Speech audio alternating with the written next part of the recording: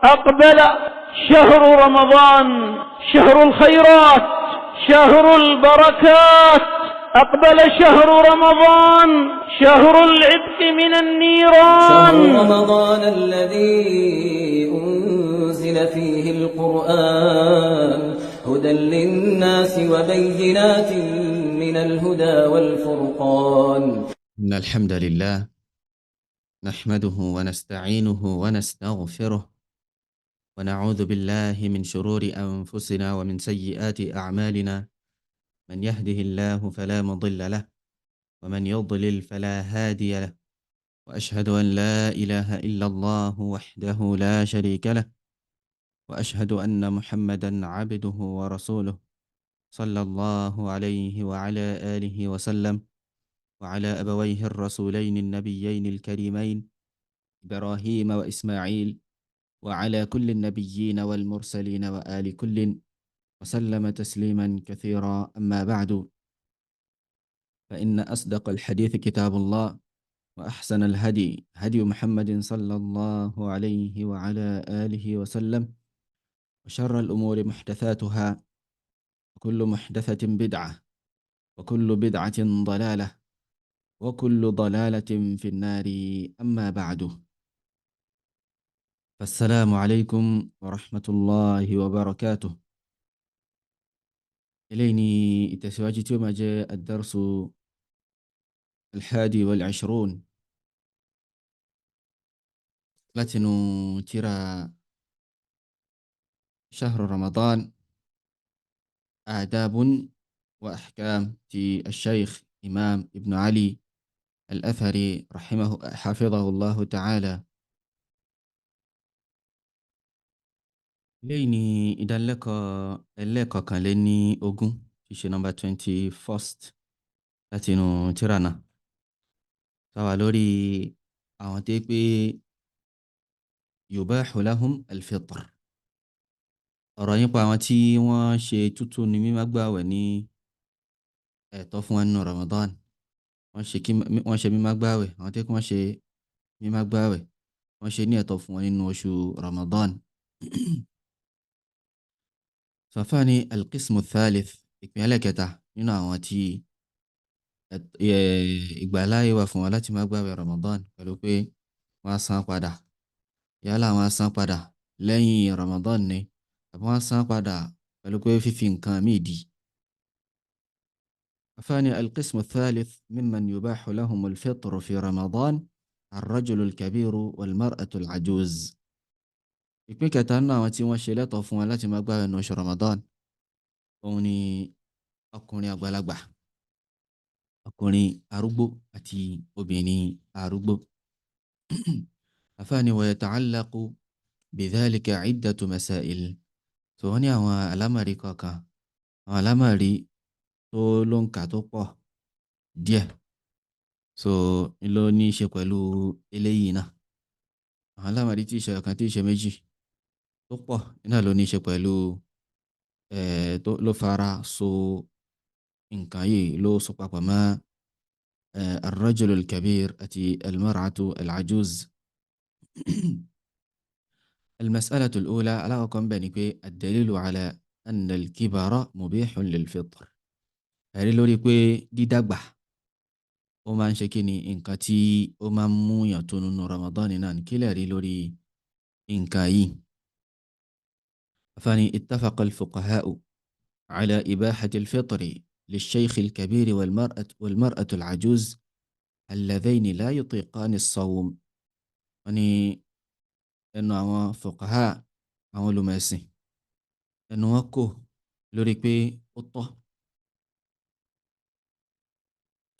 kí àgbàlagbà lọ́kùnrin àgbàlagbà lóbìnrin kí wọ́n túnu, kí wọ́n má gbààwẹ̀. alladhaini la yutiqani as-sawm. àwọn méjèèjì yìí, ọkùnrin àgbàlagbà obìnrin àgbàlagbà yìí, àwọn méjèèjì tó pé wọn ní agbára láti gbààwẹ̀, wọn ní agbára láti gbààwẹ̀. وقد دل على إباحة الفطر لهما الكتاب والإجماع. so القرآن àti àpẹnupọ̀ àwọn olùmọ̀ ló ń tọ́ka sí pé ó tọ́ fáwọn méjèèjì yìí, arúgbó lọ́kùnrin lóbìnrin yìí, láti má gbààwẹ̀. أفاني أما الكتاب إيه الكتاب فقوله تعالى ونرى الله تعالى ركتني وما جعل عليكم في الدين من حرج وما جعل عليكم في الدين من حرج وني الله سبحانه وتعالى وني في سنة سيفوي إني ركك الله سبحانه وتعالى ولو في إني ركك سنة سي في سبفوا نكو بنتيو باتي ما كوني ربوا الله سبحانه وتعالى شكني كفاء الله جل وعلا كفاء فكان أرى الله سبحانه وتعالى يريد الله بكم اليسر ولا يريد بكم العسر الله سبحانه وتعالى أفكي شيدكم فويني كفاء إني رافوين انتي يورا يلارو إناني الله سبحانه وتعالى لفافوين كفاء انتي يوقعين لارا توني لارا أفاني وأما الإجماع يواري أكوين قاول مالورين كاي بوشن توكاسين كاي فقال ابن المنذر في كتاب الإجماع ابن المنذر رحمه الله تعالى أنه ترى الإجماع وأجمعوا على أن للشيخ الكبير والعجوز العاجزين عن الفطر عن الصوم أن يفطرا وأجمعوا أنوكه أفاني أنوكه أنه علمكه يقول للشيخ الكبير أم بفون ọkùnrin àgbàlagbà bàbá arúgbó wal-ajuz àti ìyá arúgbó al-ajizayni ani sawmi àwọn tí wọn ní agbára láti gbààwẹ̀ ay yuftira kí wọ́n túnú kí wọ́n má gbààwẹ̀ nínú oṣù Ramadan ó tọ́ fún wọn ẹnu olùmọ́kò lórí nǹkan yìí eléyìí ni àlámọ̀rí alákọ̀ọ́kọ́ afáwa ni al-mas'alatu ath-thaniya mas'ala lẹ́kẹ̀jì ni pé idha aftara ash-shaykhu al-kabiru aw al-mar'atu al-ajuz tí bàbá arúgbó ìyá arúgbó tí wọ́n bá túnú tí wọ́n gbààwẹ̀ li mashaqqati as-sawmi alayhima nítorí pé àwẹ̀ le fáwọn méjèèjì láti gbà wọn ní agbára wọn ní okun láti fi gbààwẹ̀ wọn ni fa yajibu alayhima an yut'ima makana kulli yawmin miskina tó jọ́ràn yẹn lórí wọn ni pé kí wọ́n bọ́ àwọn èèyàn dí gbogbo ọjọ́ tí wọ́n fi gbààwẹ̀ yẹn kí wọ́n bọ́ àwọn èèyàn wọ́n gbààwẹ̀ lónìí wọ́n á bọ́ yẹn lónìí wọ́n gbààwẹ̀ lọ́la wọ́n á bọ́ yẹn lọ́la. So ودليل ذلك الكتاب والآثار عن الصحابة رضي الله عنهم ولا ريليوني القرآن فكان آثار إقباوات وقوالات يودا الصحابة رضوان الله عليهم. يعني أما الكتاب وهذا القرآن فقوله تعالى هري نينو القرآن أن يرى الله تعالى عقاتني فمن كان منكم مريضا أو على سفر فعدة من أيام أخر وعلى الذين يطيقونه فدية طعام مسكين.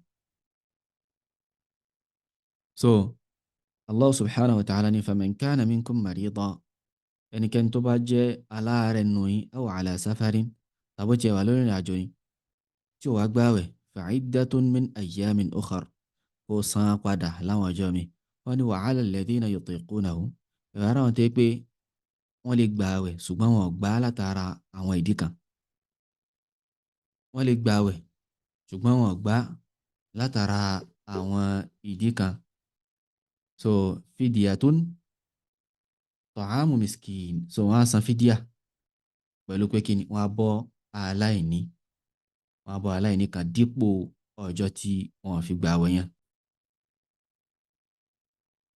So afáàní wajhu dilala ojúpọ̀nà ibi tí ẹ̀rí wà nínú àyà yìí ni pé anna haula'i laysu marda wala musafirin onípa àwọn yìí àwọn arúgbó lọ́kùnrin lóbìnrin yìí wọn kì í ṣe aláàrẹ̀ wọn dẹ̀ kì í ṣe onírìn àjò wajaba alayhimul fidya so fídíà wá jẹ́ ọ̀ranyàn lórí wọn táwọn ni wa ala alladhina yutiqunahu fidyatun ta'amu miskin qalahu al-Qurtubi fi tafsirih الإمام القرطبي وصل إنه تيرا وإنه تفسير القرطبي أفاني وأخرج البخاري من حديث ابن عباس رضي الله عنهما في قوله تعالى وعلى الذين يطيقونه فدية طعام مسكين قال هؤلاء الشيخ الكبير قال هو الشيخ الكبير والمرأة الكبيرة لا يستطيعان أن يصوما فيطعمان مكان كل يوم مسكينا.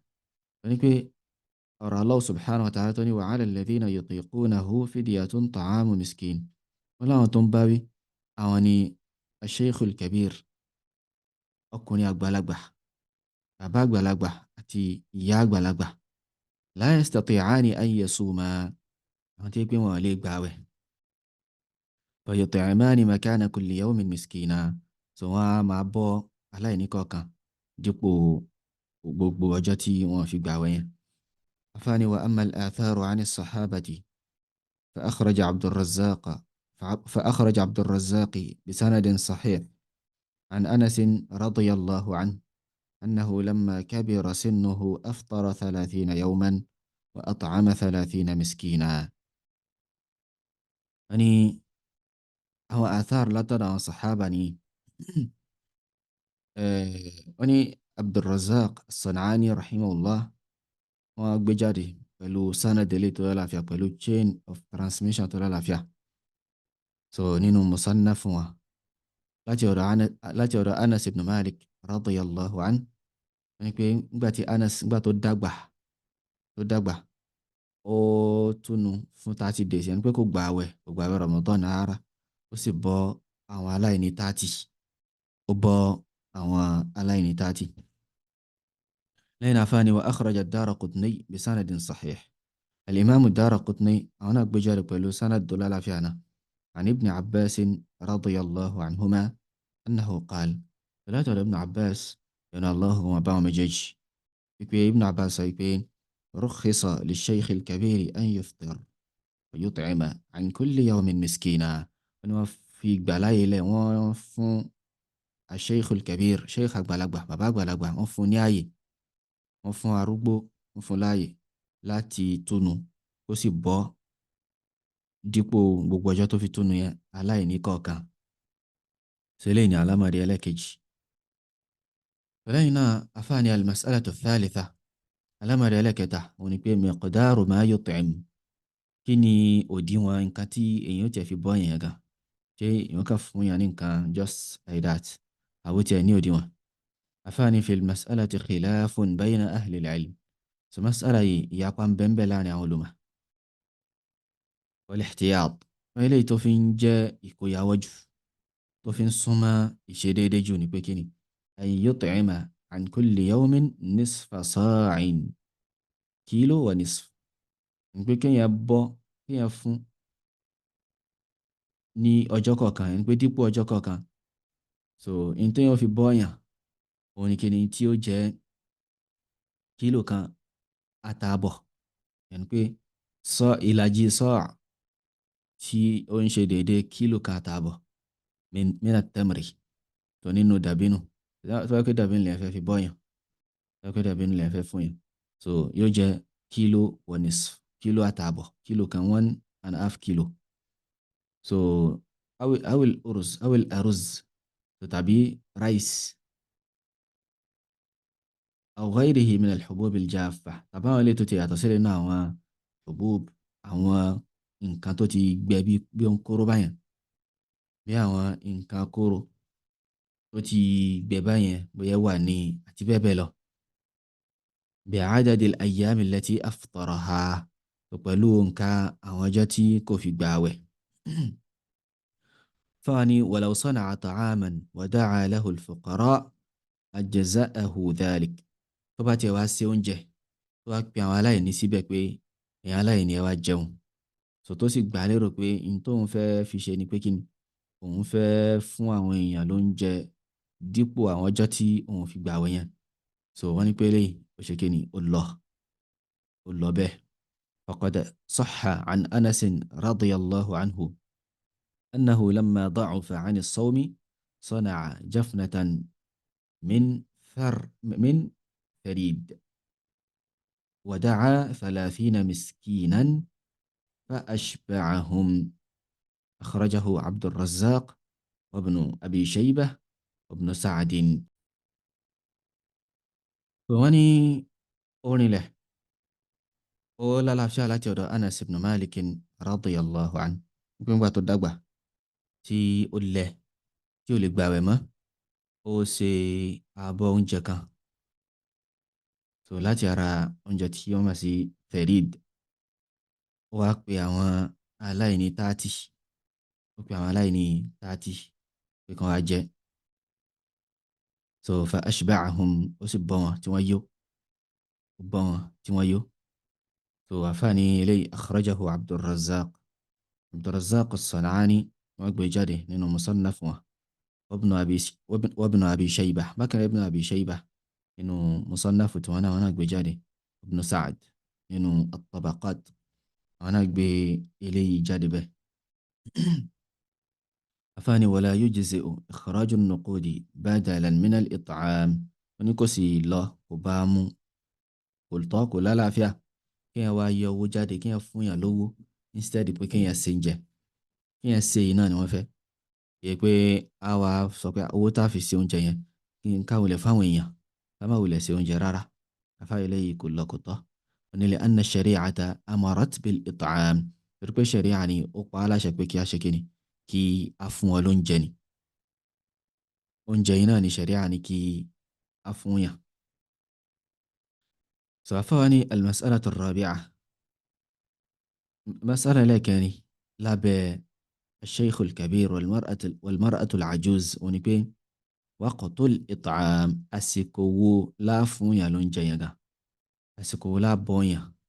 ẹni ó bá gbààwẹ̀ tó yẹ pé ààwẹ̀ àìgbààwẹ̀ rẹ̀, so ní tí wọ́n fẹ́ kó ṣe ni pé kó bọ́yàn, àsìkò wo ni yóò tó bọ́yàn. àfáàní huwa bil khiyar, so ó ní choice, ó ní láti ṣẹ̀ṣà eléyìí tó bá wù. In sha'a fada an kulli yawmin bi yawmihi, tó bá wù kó máa bọ́yàn lẹ́sẹ̀kẹsẹ̀ lọ́jọ́ yẹn gangan.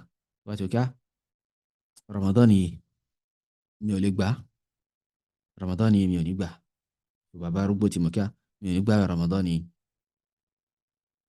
Ọjọ́ aláwọ̀kan ní oṣù Ramadan yóò bọ́yàn dípò rẹ̀, ọjọ́ ẹlẹ́kejì yóò sáré bọ́yàn dípò rẹ̀, ọjọ́ ẹlẹ́kẹta yóò bọ́yàn dípò rẹ̀. So bí ó ṣe máa ṣe nìyẹn títí tí oṣù Ramadan ó fi pé.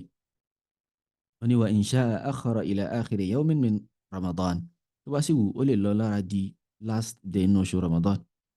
A sì ti rí inú athar Anas ibn Malik tó rí kọjá wípé òun pè yẹn 30 lẹ́ẹ̀kan náà, ó sì bọ̀ wọ́n lẹ́ẹ̀kan náà, ó pè yẹn 30. tó tí ó bá sí yàn kan tí ó tako ilé inú àwọn athar àwọn sàhábà míì náà, a jẹ́ pé kí ni nǹkan yìí nǹkan tó tọ́ iná ni. Tí ìṣesí àwọn sàhábà míì tí ó bá tako ilé, sáré pé kò sí nǹkan kan tí ó burú bẹ́ẹ̀ náà nìyàn, kéé pé èèyàn ó bọ̀ gbọ́n wọn lẹ́ẹ̀kan náà. Wàá pé èèyàn wá gbọ́dọ̀ bọ́ wọn kalẹ̀, yá mo fẹ́ gba àbí mi ò ní gbóṣù Ramadan yìí, tó jẹ́ wá bọ́ wọn kalẹ̀ before ká tó gba àwẹ̀ rárá. Ìmọ̀ kí èèyàn máa bọ́ wọn lọ́jọ́ tí ó tó bá jẹ́ ọjọ́ àwẹ̀ yẹn gangan, láwọn ọjọ́ àwẹ̀ yẹn, tàbí kí èèyàn tiẹ̀ sọ di gbẹ̀yìn Ramadan, kí èèyàn wá bọ́ wọn lẹ́ẹ̀kan náà. المسألة الخامسة، الأمر على كانوا لا يجوز إخراج الفدية لغير الفقراء والمساكين. فدية واني كفداي أعبدو fún àwọn tí wọn kì í ṣe aláìní, àgbọ̀dọ̀ fún àwọn tí wọn kì í ṣe aláìní, wáyé pé àwọn tí wọn ṣe aláìní láwa gbóúnjẹ lọ fún. wọ́n ní ولو أخرجها لمن حاله متيسرة لم يجوز ذلك، tó bá yọ fáwọn tó yẹ pé condition wọn rọrùn, nǹkan rọrùn fún wọn, eléyìí kò ṣe kíni, lam yajzi dhalik aw lam yajuz dhalik, so eléyìí kò tọ́. wa yajibu alayhi i'adatu ikhrajiha, ọ̀ràn yẹn ni kò ṣe kíni, kò tún yọ. kama la yajuzu ikhraju al-fidyati liman talzamuhu nafaqatuk, so gẹ́gẹ́ jẹ́ pé liman talzamuhum nafaqatuk, gẹ́gẹ́ jẹ́ pé kò tọ́ pé ẹni tí ó jẹ́ pé ọ̀ràn yẹn ni lórí ẹ̀ láti máa náwó lé wọn lórí tẹ́lẹ̀, ó wá sọ pé ó fẹ́ ṣe kíni, ó fẹ́ fún wọn ní fídíà, ó fẹ́ ṣe fídíà, so ká pé àwọn ló wá fún ló wá bọ̀ rárá. kalwalidayn, gẹ́gẹ́ bí àwọn òbí méjèèjì, kíá ààwẹ̀ tí mi ò lè gbà yìí máa ṣe kíni, máa fi bọ́ àwọn òbí mi, eléyìí kò tọ́. wal awlad waz zawja, àbí àwọn ọmọ, wá sọ pé màá fún àwọn ọmọ mi lóúnjẹ, màá fún ìyàwó mi lóúnjẹ, yóò wá jẹ́ pé òun ló máa jẹ́ fídíà, eléyìí kò tọ́. wa in kana laka qaribun faqir la tajibu alayka nafaqatuh, tí èèyàn bá ní aláìní kan tó jẹ́ alásùnmọ́ ṣùgbọ́n tó yẹ pé àwọn tó yẹ pé ìnáwó lé wọn lórí kò kì í ṣe nǹkan tó jẹ́ ọ̀ranyàn ni nípìnlẹ̀, nínáwó lérò ẹni bẹ́ẹ̀ lórí kì í ṣe ọ̀ranyàn, ṣùgbọ́n alásùnmọ́ náà ni wọ́n ní fahuwa awla min ghayrihi bil fidya, òun ló fi ń lẹ́tọ̀ọ́ sí fídíà yẹn ju ẹlòmíì lọ tó pàtẹ́ pé òun tó súnmọ́. wọ́n ní li anna al-qariba awla bil birri wal ihsan, torí pé alásùnmọ́ òun ló fi ń lẹ́tọ̀ọ́ sí dáadáa jù, alásùnmọ́ èèyàn ló fi ń lẹ́tọ̀ọ́ sí dáadáa lọ́dọ̀ èèyàn jù. lẹ́yìn náà fáwa ní al-mas'alatu sadisa, mas'ala ẹlẹ́kẹfà ni pé idha ajaza ash-shaykhu aw al-mar'atu idha ajaza الشيخ الكبير أو المرأة الكبيرة عن الإطعام لكونه فقيرا، tí bàbá àgbàlagbà ìyá arúgbó tí wọn bá tún lè bọ́yàn náà, wọn ní owó láti fi bọ́yàn, aláìní ni wọn lè bọ́yàn, wọn ní fa innal it'ama yasqutu anhu, bí bọ́yàn yẹn yóò bọ́ lọ́rùn wọn, kò ní í jọ́ràn yàn má lórí wọn, li umumi qawlihi ta'ala, nítorí ọ̀rọ̀ Allah subhanahu wa ta'ala yìí tó sọ pé la yukallifu Allahu nafsan illa wus'aha, Allah subhanahu wa ta'ala kò lábọ̀ ẹ̀mí kan lọ́rùn àyàfi tí ó bá wà ní kápá rẹ̀ tó lè ṣe. al-mas'alatu as-sabi'a wal-akhira, tó mas'ala ẹlẹ́ẹ̀keje tó yẹ kó náà ló gbẹ̀yìn nínú àwọn àlámọ̀rí tó wà lábẹ́ bàbá arúgbó ìyá arúgbó, òun ni pé kí ni لو تحمل الشيخ الكبير المشقة وصام أجزأه ذلك، tí bàbá arúgbó tó bá farada ìnira tó wà ń bí àwẹ̀ tó wá gbá àwẹ̀, so àwẹ̀ tó gbà yẹn ó ti ṣe kíni, ó ti di yóò lẹ́san rẹ̀, kò ní bùkátà sí fídíà mọ́, gẹ́gẹ́ bí almusafir àti almarid náà tàti sọ síwájú. wọ́n ní qala an-Nawawi fi al-Majmu' الإمام النووي رحمه الله إنه ترى المجموع واتفقوا على أنه لو تكلف الصوم فصام فلا فدية. so wọ́n ní pé ẹnu wọn kò lórí pé tí èèyàn tí gbàláyé ń bẹ fún láti túnu tó bá yẹn tí bàbá arúgbó